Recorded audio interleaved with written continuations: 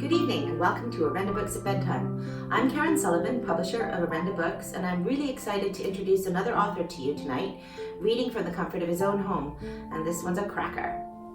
We've got David F. Ross, reading from Welcome to the Heady Heights. Now this is a standalone novel that follows the Disco Days trilogy that we first published 3 years ago. His debut novel was The Last Days of Disco, one of the first books that I published at Orenda Books, and it was a hilarious and heartwarming story of two young boys trying to set up a mobile disco. The reception for David's work has been incredible. He's been called the freshest new voice from Scotland since Urban Welsh. Liam Redden in The Scotsman said, "Ross creates beautifully rounded characters full of humanity and, perhaps most of all, hope. It will make you laugh. It will make you cry. It's rude, keenly observed, and candidly down to earth." Muriel Gray said, "Dark, hilarious, funny, and heartbreaking, all at the same time. A book that sums up the spirit of an era and a country in a way that will make you wince and laugh." His books are driven by music, they're driven by politics, they're driven by characters and sense of place. In this case, it's Glasgow in the 1970s, and this is probably one of the darkest and funniest books you're going to read, and this is what it's about. It's the year punk rock was born. Concord entered commercial service, and a tiny Romanian gymnast changed the sport forever. Archie Blunt is a man with big ideas. He just needs a break for them to be realized. In a bizarre brush with the light entertainment business, Archie unwittingly saves the life of the UK's top show business star, Hank Eddie Hendricks, and now dreams of hitting the big time as a popular music impresario. Seizing the initiative, he creates a new singing group with 5 unruly working-class kids from Glasgow's East End. Together, they make the finals of a televised Saturday night talent show, and before they know it, fame and fortune beckon for Archie and the High Five. But there's a complication. A trail of irate Glaswegian bookies, corrupt politicians, and a determined Scottish WPC known as the Tank are all in his tail. A hilarious and poignant nod to the elusivity of stardom. In an age when making it all was having it all, Welcome to the Heady Heights is also a dark, laugh-out-loud comedy, a heartwarming tribute to a bygone age, and a delicious drama about desperate men, connected by secrets and lies, by accidents and of time, and most of all, the city they live in. And now I'm going to turn it over to David F. Ross from Kilmarnock. Good evening, boys and girls. Hope you're sitting comfortably. You've had your Horlicks laced with some whiskey to help you sleep. You've had your Xanax after all the stresses of a long weekend of Brexit negotiations. I'm going to ease you into the next week by reading a short piece from my latest book, Welcome to the Heady Heights. The part of the book I'm going to read to you tonight is where Archie Blunt, who has managed to secure an audition on the Heady Heights, the top TV talent show in the UK. He's beginning to audition his group, who, as we find out, don't have a name yet, and this is part of the passage that I'm going to read to you. He strode towards the large storage unit he'd rented for a few hours, crossing his fingers that the boys would be there waiting for him. They were, 6 of them. "Fucking hell, mister," said one. "Been here for hours." "Aye, sorry, son. A few wee messages to fix." "Did you bring some ginger?" asked another hopefully. Fortunately, he had. He'd anticipated well. Their collective ire doused by American cream soda, Archie unlocked the unit and let them all in. The heat inside it rushed out and slapped them all squarely in the face. The campaign was now also hitting him heavily in the wallet. Archie was getting pummeled from all sides.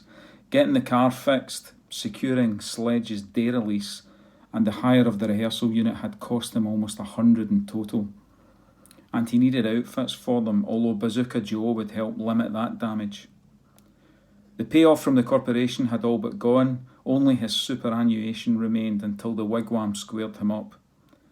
As Archie looked optimistically at his new charges, He shuddered at the sudden realisation of the mountain that they would have to climb. Against the corrugated backdrop, they stood in a row, sniggering and carrying on. Archie shook his head. If they sang like they looked, he would be more royally fucked than a pissed-up British princess at a Caribbean hideaway. Archie pulled up the only available seat and straddled it.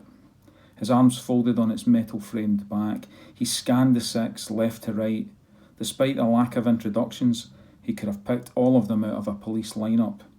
A not unfamiliar experience for them, he speculated, but none as well as Sledge Strachan and the others only by nickname. There was Burkie, a quiet and diminutive 16-year-old, blonde-haired kid with glasses, not as cute as the Milky Bar kid, but there was some early teen pant-wetting potential there, Archie felt. Next to him was a slightly shorter smudge, a ginger-haired 17-year-old, and an ugly wee bastard. Despite his age, he looked like a constipated Chick Murray. There was no avoiding the fact that if he couldn't sing like David Cassidy, he was out before he was in. Sledge was next, the tallest, loudest and best looking. The next two, Rich and Dauber, were identical twins, a quirk Archie was convinced would come in handy. These were the five who so melodically had encouraged an entire diddly-dee flute band to get it right fucking up them.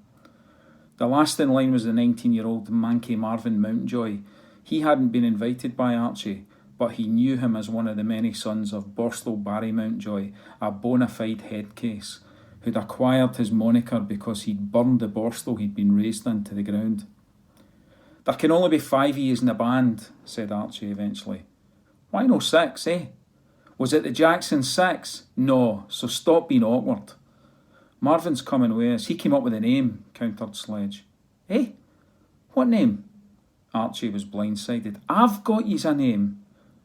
"We're the fuckwits," Sledge announced proudly. "Aye, well, there's no denying that," Archie sighed. "You can't have a name like that. Jesus Christ, you'll not get on the telly or the tranny with the word fuck in your name." "Satan's bagpipes!"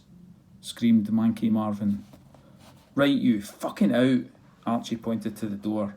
The young Mountjoy was most definitely his father's son. "No," Sledge stepped forwards. "That was his second choice." "Fuck me." Archie threw his arms up in exasperation. "You can't have any swears in the name, right? And the public aren't going to phone in and vote for anything belonging to the devil." He sighed again, louder this time, so they hoped they would hopefully sense the tone. "I'd thought either the Hopefuls, or maybe Sweet Soul, but spelt differently." He wrote the word Sweet Soul on a piece of card and held it up for them to see. "Like a play on words, no?" They looked flummoxed and then uninterested. Dauber sneezed, Rich picked his nose, and Marvin sloped further to the left. Archie interpreted that as recognition that Marvin's input and his interest had come to an end. "He still gets a fucking cut though, and he comes with us, right?" Sledge knew the name wasn't a deal breaker. He just wanted to mess with Archie's head. "Aye, Christ almighty, can we get on? The thing's tomorrow." Archie plugged his new large portable cassette player into the wall socket. He brought out a tape. Manky Marvin had never seen one before and looked astonished when sound started coming out of it. Archie made a mental note to keep one eye fixed on it. He was certain Marvin would already be 3 steps ahead in terms of anticipating who he'd sell it to once stolen. The 3 songs on the tape were known by most of those now lined up to sing them. Only Dauber claimed not to have heard them before. He explained that since he was deaf in his left ear, following a battering from his drunken da when he was 8, he didn't bother with the radio or Top of the Pops anymore. First up was Shawaddy Waddy's 3 Steps to Heaven, quickly ruled out by the twins because they cunts all wear brothel creepers. Next was Sugar Baby Love by the Rubettes, generally liked by all, but disregarded because none of them were willing to attempt the high notes at the end. Finally, they all settled on Hot Love by T-Rex, mainly because Archie's Shadows influenced dance steps were easy to master, and Sledge persuaded Archie that they could play it live, with instruments, just like a proper group. The song was a couple of years old, but it had been a massive smash hit, and everybody knew immediately the opening groove kicked in. It took around 4 hours, and at times it felt like herding cats in the brutal heatwave, but by the end of it, Archie believed they had a slim shot at success. For the most part, they could sing, and broadly in tune. And unbelievably, they did possess a degree of rhythm. He was sick to the back teeth of the song by the time he left to source some stage clothes for his charges, and although he could have cooked eggs in his sweat-sodden Y-fronts, Archie Blunt had been able to consign the stolen photographs to the periphery. For now he had a vibrant sparkle in his eye that could have warned ships away from the rocks of the Western Isles on the stormiest of nights. These 5 degenerates, now known collectively as the High Five, might just be his passport out of the dangerous East End and into the London high life.